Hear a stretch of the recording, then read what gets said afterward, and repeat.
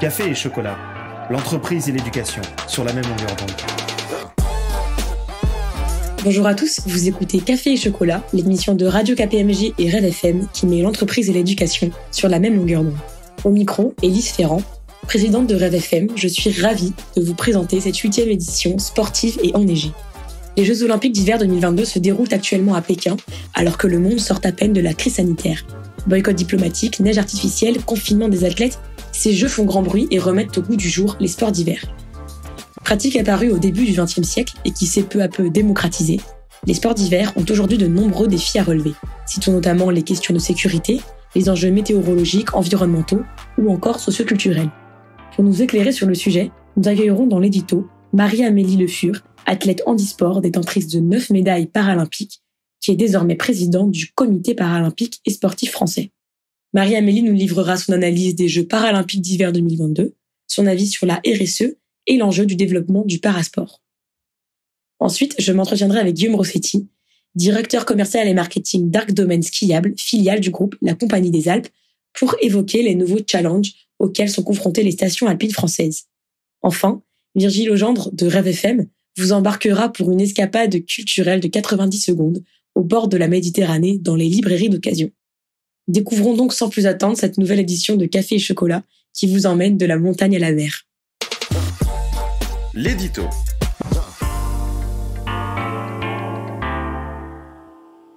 Constituer, diriger et assurer la promotion de l'équipe de France aux Jeux paralympiques d'été et d'hiver est la mission première du Comité paralympique et sportif français. Une mission qui prend tout son sens à 19 jours de la cérémonie d'ouverture des Jeux paralympiques de Pékin. Une fédération, 4 sports, ski alpin, snowboard, ski nordique et biathlon, 13 athlètes en situation de handicap et 4 guides. Voici le visage de notre équipe de France pour ces Jeux d'hiver. Une équipe prometteuse, alliant athlètes expérimentés et talents en devenir. Une équipe qui démontre que la France sait faire naître des talents paralympiques dans les sports d'hiver. Mais une équipe qui est également le reflet de difficultés profondes. Peu de pratiquants, notamment parmi les femmes et les handicaps sévères, et enfin des sports collectifs défaillants. Pourquoi une telle situation ? Autocensure, manque d'accessibilité des infrastructures, acteurs trop peu formés, déficit technologique, défaut d'information et de communication. Les principaux freins au développement de la pratique sportive des personnes en situation de handicap sont multiples. Et les sports d'hiver ne font pas exception. Chargé d'animer toutes les fédérations sportives, l'ambition ultime du Comité paralympique et sportif français est d'offrir à chaque personne en situation de handicap un accès à proximité de chez elle à un sport adapté à ses envies et à son handicap. Et ce, quel que soit cet handicap. Cette préoccupation du mouvement sportif rejoint une préoccupation plus large de notre société. Comment favoriser l'émancipation et l'inclusion des personnes en situation de handicap ? Heureusement, ces questions figurent désormais au cœur de la stratégie RSE des entreprises. Devenir une entreprise plus responsable, embarquer les salariés grâce à des projets qui font sens. Voilà un enjeu que partagent les parasports et l'entreprise. Car le sport stimule la confiance en soi, donne envie de s'ouvrir aux autres, facilite l'appréhension de son handicap. En clair, la pratique d'un sport renforce les compétences des personnes en situation de handicap. En se focalisant sur les possibilités et non sur les incapacités, le sport est une composante essentielle pour faire évoluer le regard sur le handicap. Dans cette perspective, apprenons à conjuguer RSE et parasport au travers de programmes forts qui développent l'engagement bénévole, la valorisation de la pratique et le soutien financier des athlètes et des clubs. Renforçons la couverture médiatique à l'occasion, mais également en dehors des Jeux paralympiques. Sachons orienter le débat sur les capacités et les performances des athlètes plutôt que sur leur handicap. Et enfin, décloisonnons les politiques publiques pour donner aux acteurs de terrain les capacités d'agir. Comprenant qu'au-delà du soin, la pratique sportive nous apporte bien-être et développement de soi.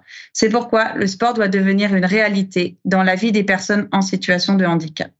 Car si la diversité est source de richesse pour notre société, tâchons de la mettre en œuvre dans tous les domaines de la vie et pour nous tous. Oui, la route est encore longue, mais elle est enthousiasmante.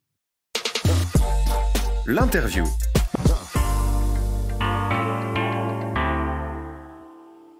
Bonjour Guillaume Rossetti. Bonjour Élise.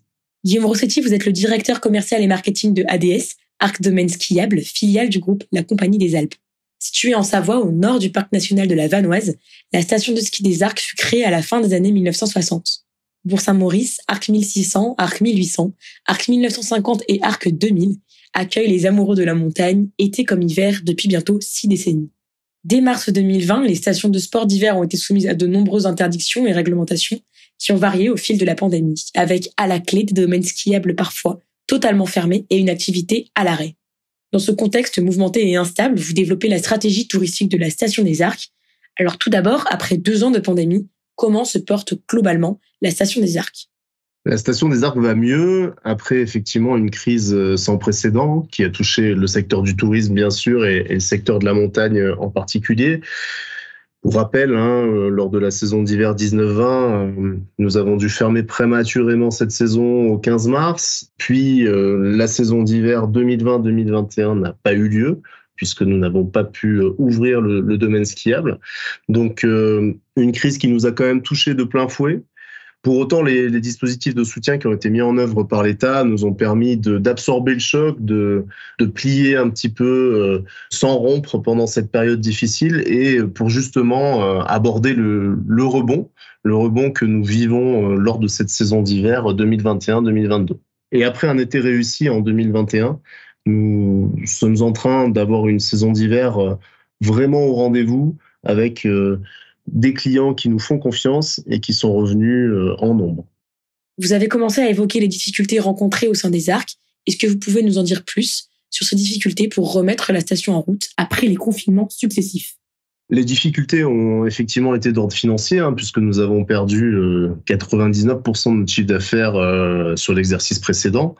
Grâce au soutien de la Caisse des dépôts et de la Compagnie des Alpes, notre groupe, nous avons pu réinvestir pour mieux rebondir avec notamment de beaux projets qui sont sortis cet hiver pour accueillir nos clients lors de cette saison des retrouvailles. Et puis nous avons eu un enjeu humain également puisque nous avons traversé une longue période d'activité partielle.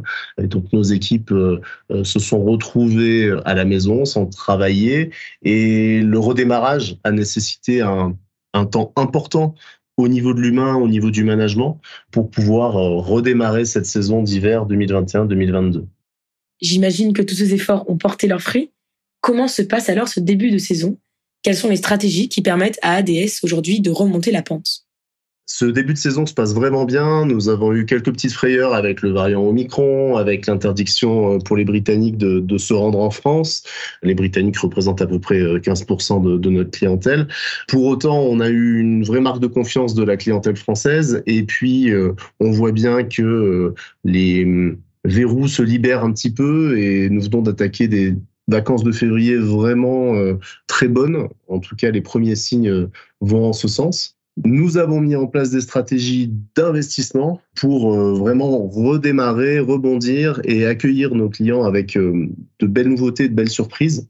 Au-delà du ski d'ailleurs, avec une dimension très expérientielle dans les nouveautés que nous avons pu proposer, comme la tyrolienne de l'Aiguille Rouge ou le Muséum des animaux de montagne de Valandry. Nous avons aussi, avec la Compagnie des Alpes, redéveloppé l'attractivité de la clientèle britannique en lançant le Travel Ski Express, qui est un Eurostar hebdomadaire qui vient depuis Londres au Saint-Pancras jusqu'à la gare de Bourg-Saint-Maurice pour permettre à nos amis anglais de venir retrouver les Arcs en toute sérénité et puis avec en plus un impact carbone largement réduit. À fin janvier, nous avons à peu près eu 8% de fréquentation en moins, principalement dû à une clientèle internationale qui avait encore quelques freins à pouvoir venir en France avec cette crise sanitaire. La clientèle internationale représente aux Arcs à peu près 35% des visiteurs, mais nous sommes vraiment contents de voir que malgré ces chiffres un petit peu en deçà par rapport à une année normale, les résultats sont vraiment au rendez-vous. En clair, ce début de saison se passe vraiment très bien pour les Arcs, grâce à la stratégie de reconquête que nous avons eue et puis à un vrai engouement de la part de nos clients pour retrouver les joies de la montagne. Pour rebondir justement sur le panel diversifié d'activités que vous offrez, j'aimerais vous poser une question sur le ski de randonnée. En effet, on a vu qu'en l'absence de remontée mécanique, le ski de randonnée avait fait son grand retour. Observez-vous des changements d'habitude de votre clientèle après cette période qu'on pourrait qualifier d'hibernation des stations de ski ? Oui, clairement, les visiteurs qui viennent en montagne aujourd'hui sont à la recherche d'activités très diversifiées. Encore une fois, on ne fait pas que du ski du matin au soir. Pour autant, Le ski reste vraiment l'activité centrale. Et quand on a interrogé nos clients l'an dernier sur ce qui leur avait le plus manqué, c'était vraiment cette possibilité de faire du ski alpin sur le domaine. Le ski de randonnée, on en a effectivement beaucoup parlé l'an dernier, puisque les rares personnes, elles étaient entre 10 et 20% de la clientèle habituelle, les rares personnes qui sont venues en station ont pu découvrir ces disciplines comme le ski de randonnée, mais également les raquettes ou d'autres activités. Ce que nous avons fait aux Arcs, du coup, c'est que nous avons complètement refondu 3 itinéraires de ski de randonnée sur la station qui permettent aux personnes qui le souhaitent de venir découvrir en toute sécurité cette discipline qui est le ski de randonnée. Pour autant, encore une fois, les clients qui viennent nous voir nous disent clairement que ce qui leur manquait le plus, c'est vraiment le ski alpin. Et ensuite, autour du ski alpin, pouvoir découvrir d'autres activités, pouvoir aussi prendre du bon temps dans une logique de bien-être autour des spas, par exemple, ou de la restauration. Donc, on a vraiment une clientèle qui est passée des sports d'hiver à des vacances à la montagne. C'est vraiment ça le virage qu'on peut noter. Et en tant que premier secteur touché par le réchauffement climatique, comment abordez-vous la question environnementale au sein des Arcs domaines skiables ? Alors aux Arcs, comme dans toute la montagne, on est vraiment aux premières loges du réchauffement climatique. Quand en ville, on a 1 degré de réchauffement, en général c'est 2 fois plus en montagne, et on le voit sur nos glaciers, par exemple, qui fondent très rapidement. Et ce réchauffement, nous le voyons de nos propres yeux et nous vivons dans cette montagne. Tous les salariés des Arcs, toutes les équipes qui travaillent ici sont des personnes qui aiment cette montagne et c'est une montagne qu'on a envie à la fois de partager et de protéger. Nous nous sommes lancés aux Arcs dans une démarche ambitieuse. On a été la première station de Savoie à décrocher le label Flocon Vert, décerné par l'association Mountain Rider, qui engage vraiment la station dans une démarche de développement durable.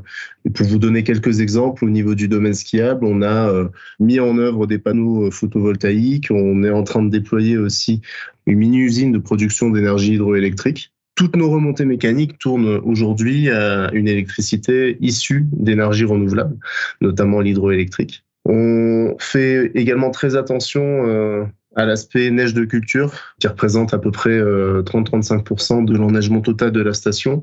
On a cette chance d'être déjà une station de haute altitude et on capitalise du coup sur une météo, un enneigement et des températures qui sont favorables à la neige naturelle. Et on vient vraiment utiliser cette neige de culture avec la philosophie de la juste neige, c'est-à-dire vraiment pouvoir utiliser ça et piloter ça très finement pour préserver la ressource en eau, ça c'est très important. Et puis simplement trouver le bon équilibre. On le voit à Pékin aujourd'hui, c'est pas forcément l'image qui en ressort, mais on a de notre côté ce souci du bon équilibre entre la préservation des ressources naturelles comme l'eau et puis le service qu'on va apporter à nos clients.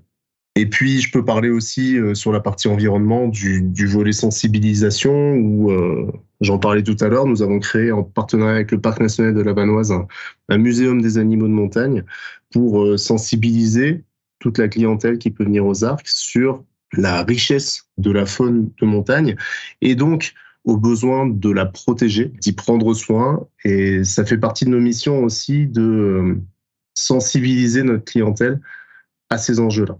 Enfin, sur le bilan carbone à proprement parler, nous avons pour objectif d'avoir un net zéro carbone à horizon 2030. Et ça passe par un travail notamment sur nos dameuses, puisque nous sommes en train de développer des dameuses à hydrogène. Et il faut savoir que l'activité du domaine skiable, à proprement parler, représente moins de 10% de l'impact carbone d'une destination de montagne. Et donc, on veut aller au-delà parce que du coup, le premier poste, entre guillemets, en impact carbone, c'est le transport de nos visiteurs. Et c'est pour cela d'ailleurs qu'on a, avec le funiculaire des Arcs, qui permet de relier la gare TGV de Bourg-Saint-Maurice à la station des Arcs, un merveilleux outil pour attirer les clients de la voiture vers le train et ainsi engager une décarbonation de leur trajet. C'est pour cela aussi que dès cet hiver, nous offrons le voyage en funiculaire à toutes les personnes qui sont venues chez nous en train. Face à ce futur quelque peu incertain, comme vous l'avez décrit, comment vous projetez-vous dans les décennies à venir ? Quels sont les défis que vous allez relever en priorité ? Aujourd'hui, on voit bien que le réchauffement climatique est là et nous pensons vraiment que nous avons un rôle à jouer pour lutter contre ce réchauffement. Aujourd'hui, des vacances à la montagne, aux arcs, on veut qu'elles deviennent de plus en plus vertueuses. On veut qu'en partageant la montagne avec toute sa diversité de faune, de flore, de paysages, on sensibilise aussi nos visiteurs sur le fait qu'il faut prendre soin de ces écosystèmes fragiles. Et c'est vraiment important pour nous de faire notre part, bien évidemment, mais d'aller au-delà. D'aller au-delà en emmenant tout un collectif derrière nous et à nos côtés pour lutter contre ce réchauffement climatique. Ça, c'est un des vrais enjeux de nos territoires, puisque au-delà d'un simple domaine skiable, c'est tout un territoire qui vit à l'année grâce à cette activité-là. Et il est très important pour nous d'arriver à développer un avenir durable pour les territoires de montagne avec un tourisme plus vertueux dans les années et les décennies à venir. Pour conclure cet entretien, Monsieur Rossetti, quel serait votre dernier mot ? En cette période de Jeux Olympiques, pour conclure, j'ai envie de souhaiter vraiment une bonne chance à tous nos athlètes français pour qu'ils puissent nous ramener de belles médailles et nous faire vivre de belles émotions et démontrer toute la magie que représentent ces sports de montagne dans le monde entier. Parfait, je n'aurais pas mieux conclu. Merci beaucoup, Monsieur Rossetti, pour votre partage d'expériences très enrichissant et à très bientôt sur les ondes de Café et Chocolat. Merci Elise, à bientôt. Notre coup de cœur culturel.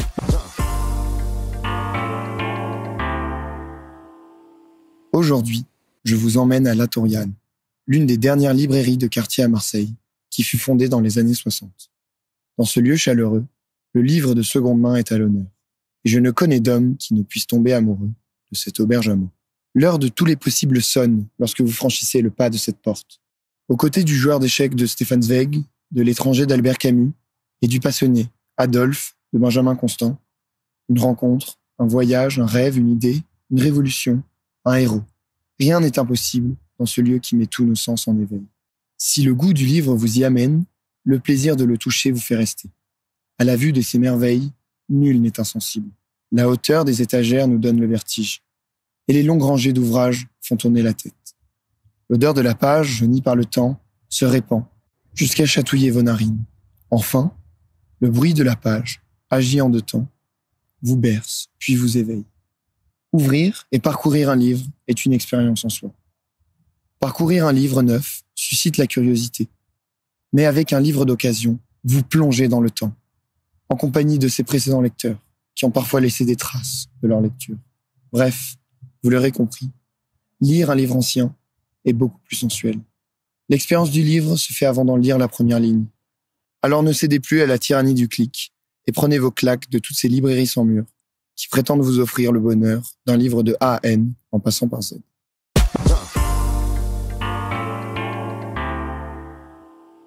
Cette émission sportive touche à sa fin. Comme toujours, ce fut, pour Virgile Augendre et moi-même, un vrai plaisir de la préparer et de la présenter. Toute l'équipe de Café Chocolat vous retrouvera le 15 mars prochain pour une émission sur la lente féminisation des entreprises à la tête du CAC 40. Nous souhaitons à ceux qui ont la chance d'en prendre de très bonnes vacances d'hiver, sur les pistes ou sur le canapé en train de suivre les Jeux Olympiques. À bientôt sur nos ondes. Café et Chocolat, une émission de Radio KPMG et de Rêve FM.